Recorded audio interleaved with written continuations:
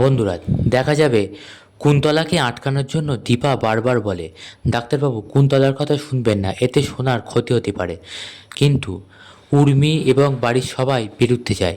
উর্মি বলে, দাদাই ওর জন্যই কিন্তু সোনা আজকে লকাবে, ওর জন্যই কিন্তু আপনার মেয়ের এত বড় ক্ষতি হয়েছে, তাই ওকে বাড়িতে ঢুকতে দেবেন না, ওর কথা শুনবেন না। এরপর সূর্য সেটাই বিশ্বাস করে আর দীপাকে বাড়ি থেকে বার করে দেয়। এরপর দরজাও আটকে দেয়। বাইরে থাকে দীপা, রূপা আর কৃষ্ণ। তখন দেখা যায় অবিনাশ আসে, বলে, আপনি এখানে কেন? তখন সব ঘটনা বলে। তখন অবিনাশ বলে, কেন, আপনার তো ভিতরে যাওয়ার রাইট আছে। তখন দীপা বলে, অবিনাশ এখন অধিকার দেখানোর সময় নয়, এখন সোনাকে আমাদের বাঁচাতে হবে। কি করে বাঁচাবো সেটাই ভাবতে হবে। ওদিকে দেখা যায় কুন্তলা পৌঁছে যায় সোনার ওখানে। তখন সোনা বসে থাকে। এরপরে সোনাকে ডাকে। সোনা বলে, আপনি আবার এখানে? আপনি এখানে এসেছেন কেন আবার?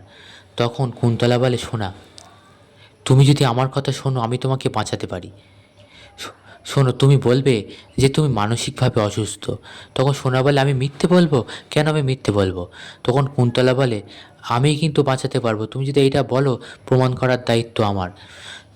তখন দেখা যায় দীপা চলে আসে আর বলে, শোনা তুই কোনোভাবে ওর কথা শুনিস না, ও তোকে বিপদে ফেলার চেষ্টা করছে, তোকে কিন্তু পুরোপুরিভাবে মেন্টালি হোমে পাঠানোর ব্যবস্থা করছে, তুই ওর কথা শুনবি না। তখন দেখা যায় পুলিশ অফিসার আসে আর দীপাকে বলে, আপনি এখানে কেন? এভাবে তো কথা বলা যায় না, আপনি চলুন এখনই বাইরে চলুন। দীপা আবার পুলিশ অফিসারের হাত ছাড়িয়ে বারবার সোনার কাছে আসে আর বলে, তুই কুন্তলার কথা শুনিস না, তোর কিন্তু বিপদ হবে। আর পুলিশ অফিসার বারবার টানতে থাকে দীপাকে, এরপর টেনে বাইরে নিয়ে যায়। তারপরে দেখা যায় একসময় দীপাকে বারবার অপমান করতে থাকে পুলিশ অফিসার। তখন দেখা যায় দীপা ইচ্ছা করেই একটা অন্যায় করে বসে, যাতে সে সোনার কাছে পৌঁছতে পারে। কুন্তলাও সেখানে থাকে। তখন কুন্তলা মনে মনে বলে, দীপা এটা কি করলো? মানে শোকে রাগে এ কী করে বসলো? এরপরে তখন দীপাকেও লকআপে পাঠানো হয় সোনার পাশে। দীপা অবশ্য এটাই চাইছিল যে আমি সোনার পাশে দাঁড়িয়ে সোনাকে বোঝাবো। তখন কুন্তলা মনে মনে ভাবে, ও এটাই তাহলে দীপার প্ল্যান, কি সাংঘাতিক দীপা। তখন দেখা যায় দীপা এবার সোনাকে বোঝায়, বলে, সোনা তুই কুন্তলার কথা শুনিস না, ও কিন্তু তোকে বিপদে ফেলবে।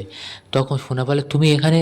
তখন দীপা বলে, হ্যাঁ আমি আমার সন্তানদের কাছে যাওয়ার জন্য যা খুশি তাই করতে পারি। এরপরে সোনাকে ভালোভাবে বোঝায়, তবে সোনা প্রথমে বুঝতে চায় না। বলে, তুমি আর বলো না, তুমি আমাকে তাই মিথ্যে বললে যে রুডি বেঁচে আছে, আর আমি তোমার কথা শুনে আমি এরকম করলাম যার জন্য আজকে আমি জেলে। তখন দীপা বলে, আরে না, আমি নিজের চোখে দেখেছি রুডি বেঁচে আছে, তুই আমার কথা একবার বিশ্বাস কর, তুই মাকে বিশ্বাস কর, মা তোর কোনোদিন খারাপ যাবে না।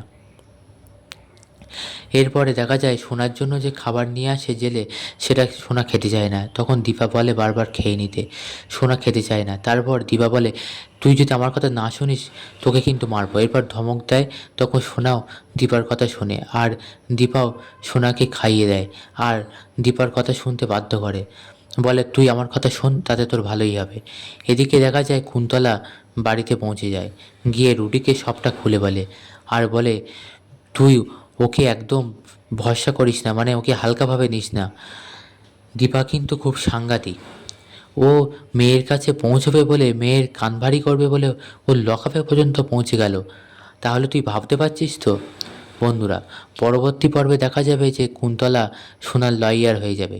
তবে দীপা কীভাবে কুন্তলার হাত থেকে সোনাকে বাঁচাবে সেটা দেখতে হলে আর সমস্ত ডিটেলস পেতে অবশ্যই আমাদের চ্যানেলটিকে ফলো করুন আর চ্যানেলটিকে সাবস্ক্রাইব করে আমাদের সঙ্গে থাকুন।